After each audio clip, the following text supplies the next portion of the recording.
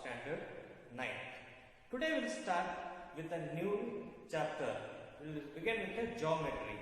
So geometry is also a branch of mathematics. What is this geometry? Before we start, we will see what is the geometry. Geometry means geo.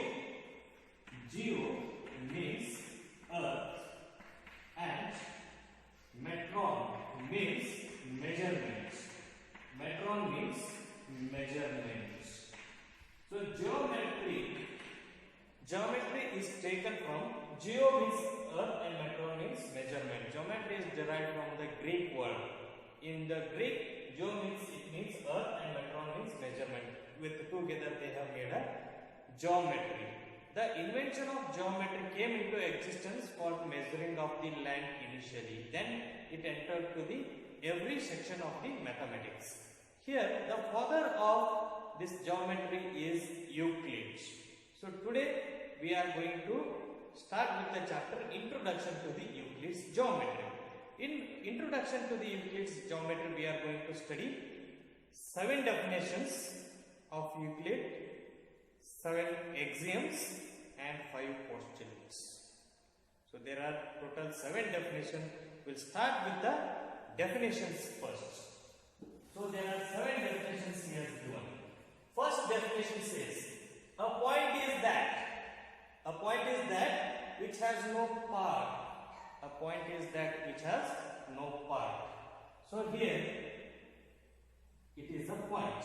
It has got no part. What it means no part means it has not got a length, breadth or a height. Just point is nothing but a mark of a position. It is just a mark of a position. It has not got length, breadth or a width. So therefore he has made a definition. A point is that which has no part. So the second definition, a line is a breadthless length. A line is a breadthless length. When you draw a line, you can measure its length.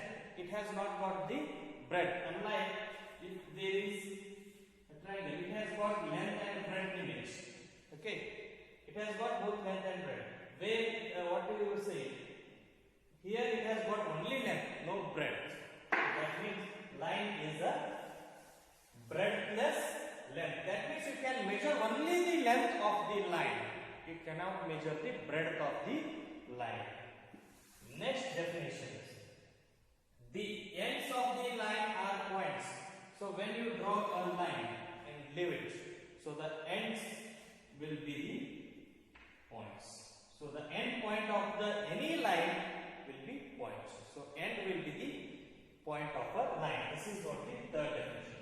A straight line is which evenly lies with a point on itself. So what is a straight line? So in simple words you can take this definition as a straight line is a set of collinear points. That is the set of points which lies in a straight line.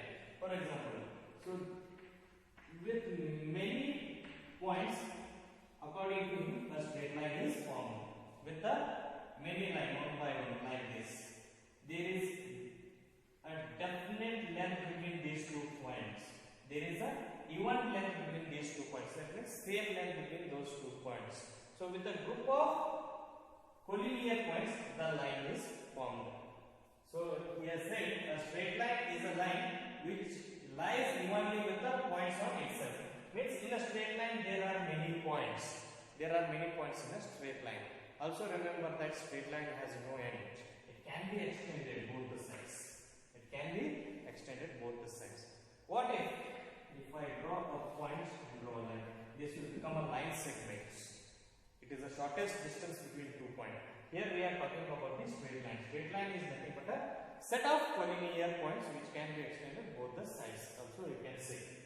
Next, a surface is that which has length and breadth only. A surface is that which has length and breadth only. That means take any surface. Take any surface. For example, you take a rectangle. So this is of the surface. It has got length and breadth. So it has got only length and breadth. It has not got a height.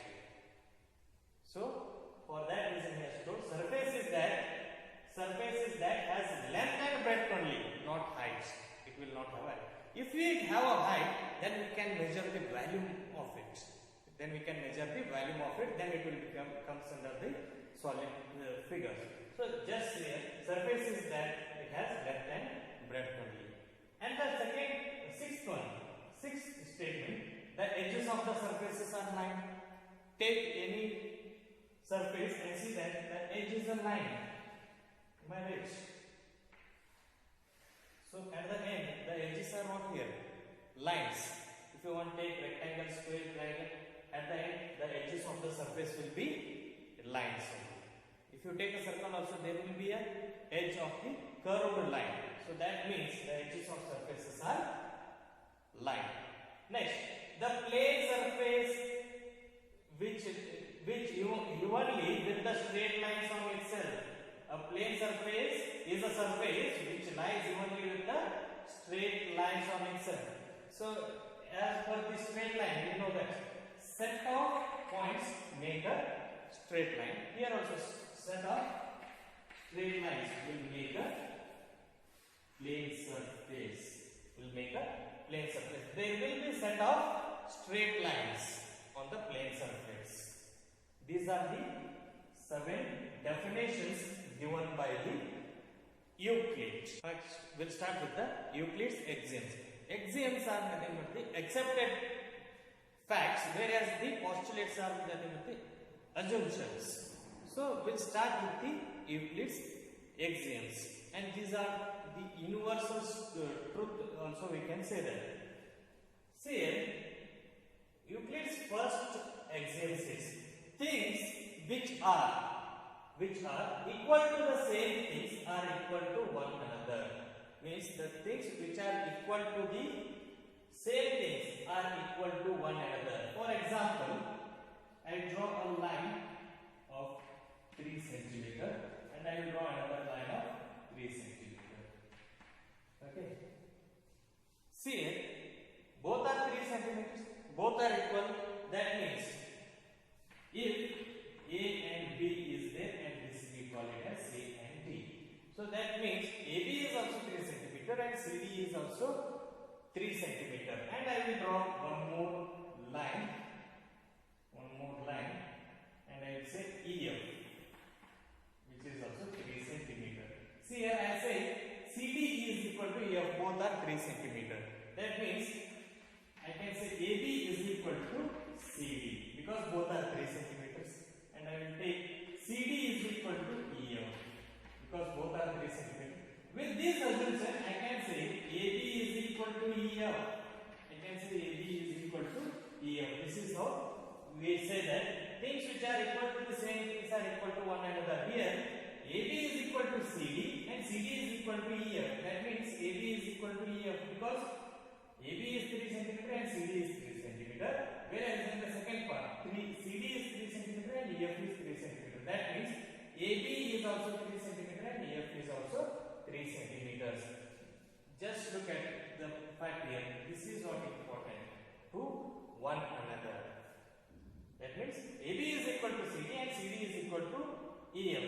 That means when they are equal to one another, that means CD is a common remove, that remains AB is equal to EF. This is the first axiom. Next, if equals are added to the equals, then the poles are equal. If equals are added to the equals, then the poles are equal. For example, you take 2 lines. A line AB is of 5 centimeter, and then you take one more line CD of 5 centimeter. Okay. For CD, I will extend it up to E 2 centimeters, and CD also I will extend it up to 2 centimeter. I will call it as F. See here, if equals are added to equals, that means AB is equal to CD here. AB is equal to CD. AB is also 5 centimeter and CD is also 5 centimeter. So I am adding equal to the AB plus BE. Equal I am adding and CD plus DF. That means 5 plus 2 is equal to 5 plus 2. Both will come as a 7 centimeters. That means if equals are added to the equals, poles are equal. In a simple word, in a standard night, two boys have got 5 rupees and both of them get 2 rupees. So how much they have got? 7 rupees each. So this is how. If equals are added to equals, then the poles are equal. That means AB plus B is equal to CD plus DF. Next, if equals are subtracted from equals, the remainders are equal. If equals are subtracted from equals, the remainders are equal. Just look at the board. If we subtract the equals from the equals, the remainders are equal. For example, two boys have 5 rupees. Both of them spent 2 rupees each. Both of them spent 2 rupees each. How much is remaining with them? So both of them have got 3 rupees because 5 minus 2 is equal to 3. Boy A has got 5 minus 2 is equal to 3. And in the similar way, boy B has got 5 minus 2 is equal to 3. So if you want to just check here, I will draw a line.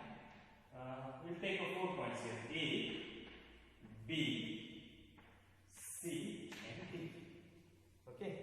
Now I say AC is equal to BD.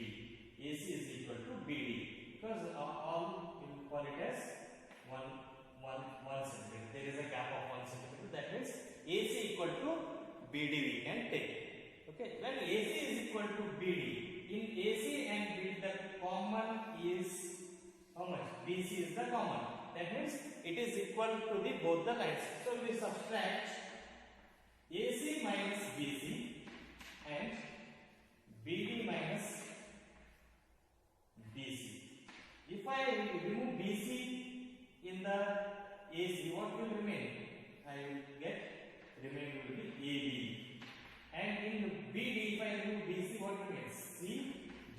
So that means if equals are subtracted from the equals, the remainders will be equal. We'll see the next example. 4. Things which coincide with one another are equal to one another. That means the things which coincide, which you place on one another, will be same. For example, you see here, there are 2 points in my hand. Okay. When I place it on one another, okay, it has coincides. That means it has overlap on one another. You can't see the coin behind this. If I hold like this, if I hold in this hand, you can't see behind the coin. That means it has coincide. That means it has got the same shape and size. If the, in a very simple way you take it, things which coincide with one another are equal to one another means things which have got the same shape and same size are equal to one another. Very simple. The things which have same shape and same size are equal to one another, or you can call it also congruent. Okay, are equal to one another. Next, we will go for the next postulate. The whole is greater than the part. Whole is always greater than the part. For example, so there is an apple. In this apple, if I give you one part is greater, or if I give you whole apple is greater. Always the whole is greater than the part.